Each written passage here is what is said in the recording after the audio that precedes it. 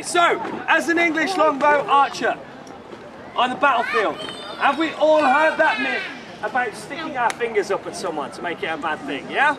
Yeah. You know, it's still used these days, okay? And the idea is that sticking your fingers up at someone like that is a very bad thing to do. It still is. But from medieval times, they used to say that when you were captured as an archer on the battlefield, they would chop off your two fingers and they would send you back. Minus these two fingers. That way, you see, you wouldn't be able to shoot your English longbow. Now, as an English longbowman in the army, I wasn't noble. Like Robin Hood, he's apparently, you know, some rich kind of stock, okay? As an English longbowman in the English army, I was a peasant. I was the bottom of the bottom. I was the lowest of the low. I was worth nothing. So, I'm on the battlefield. I'm shooting away, I'm fighting, and I get captured. What happens? They chop my two fingers off and send me back, right? No. No. For a start, look at this. How many fingers have I got protected right now? Three, because I used 3 fingers to shoot at a target. So, I just know it's got a peacock there. So, if I was to be captured on the medieval battlefield, they would chop off 3 of my fingers and send me back, right? No! I was a peasant. I was the bottom of the bottom. Why do you think anyone would ever go to the bother of capturing me on the battlefield, chopping my 3 fingers off, and then letting me go about my merry way? They wouldn't do it. It'd be much, much quicker just to outright kill me, because no one cared about me. No one was going to pay a ransom. No one was going to try and get me out of prison. They would just kill me outright. I was not worth the stress. This here is an English longbow. Does anyone know why it's called an English longbow? Because it's long. It's long, yes. Anything else? It's made by It's a bow. Yes. Anything else? It was made by the English! No! No, we did not make it. Now, let's see, where are all the Americans? Any Americans here? There we go, got a couple over here as well. Canadians and Canadians. No? Well, for most people there's always one. I know you. And most people will know this anyway, regardless of that back in the olden days, the English, we like to do this thing where we turn up to other people's countries and go, right, that's ours. And that's exactly what we did with this piece of machinery right here, okay? We didn't go too far though, we went all the way to Wales. Where's the Welsh? You got any Welsh in? Yeah. There you go, over there as well. So, we stole this from you guys. Okay. At once. No! Into that target. If I get more than 3, I reckon you guys should go absolutely nuts for me, okay? So here we go. In the black #1. In the white bit of it. In the white bit, then we'll go nuts. Are you all excited? Yeah. Arrow #1. Actually, wait, sorry, later. I have a confession to make. You see, I am not really a medieval archer. No, in fact, I am a 32-year-old performance artist. Okay? At 6 years old, I didn't pick up my first bow. At 6 years old, I learned to ballroom dance. Okay? And that is true. So, if I don't get 4 arrows into this target, don't hold it against me. But if I get more than 3, remember, that little ballroom dancing 6-year-old can now shoot a bow. Here we go. Oh! That's a dreadful shot. Yeah.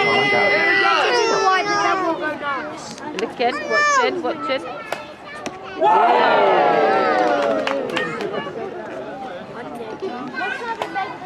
Oh.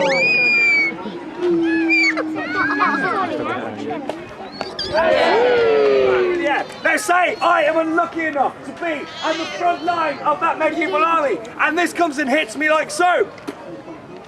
What's the first thing I'm going to do? I am very lucky. I'm going to cry, I'm going to scream, I'm going to pray, I'm going to go to the toilet without actually going to the toilet, if you know what I mean. Okay, it's going to be horrible. This is going to hit me and I'm going to go down. But let's say it's hit me right here. It's not too bad a wound. What am I going to do? How am I going to get this out of me? Rip it out. Rip it out! Can you imagine the pain of that?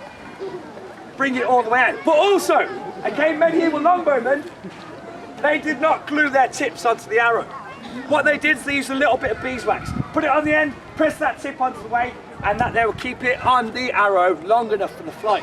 So when you hit there, and you try and pull it out, Arrow comes out, tip stays in your body, creating a nice, horrible mess of your insides and giving you a nice infection.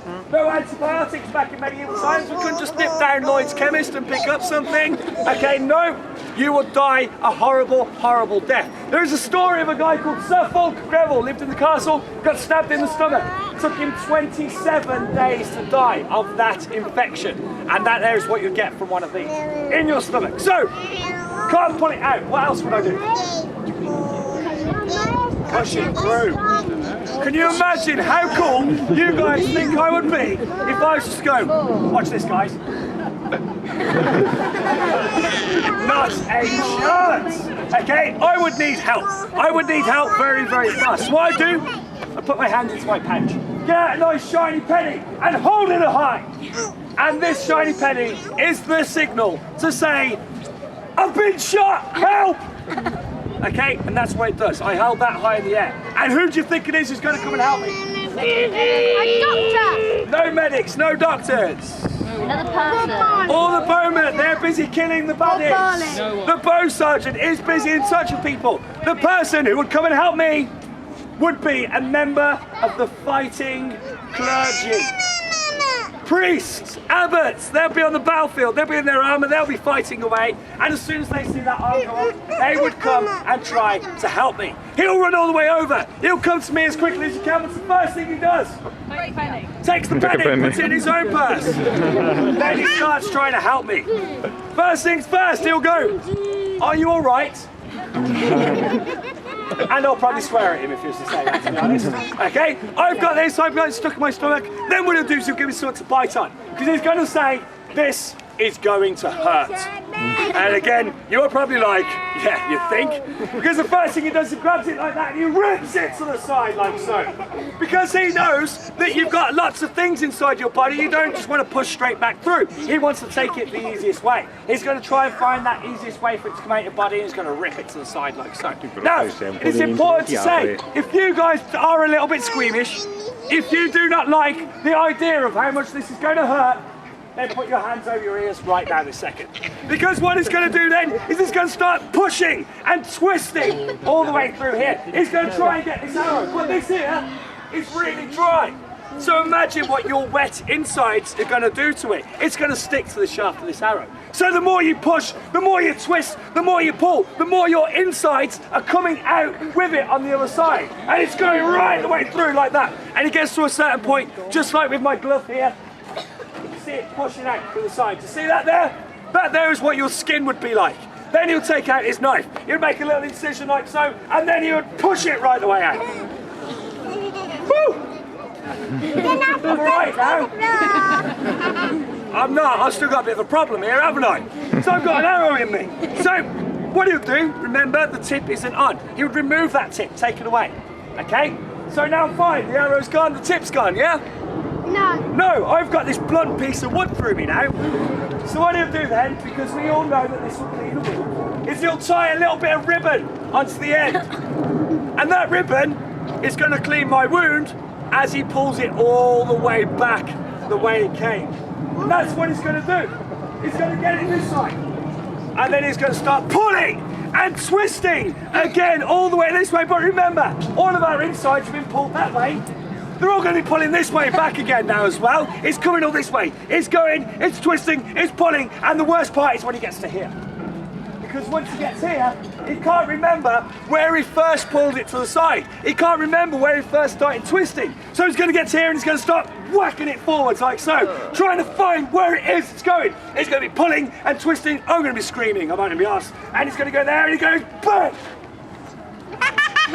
Out comes that arrow.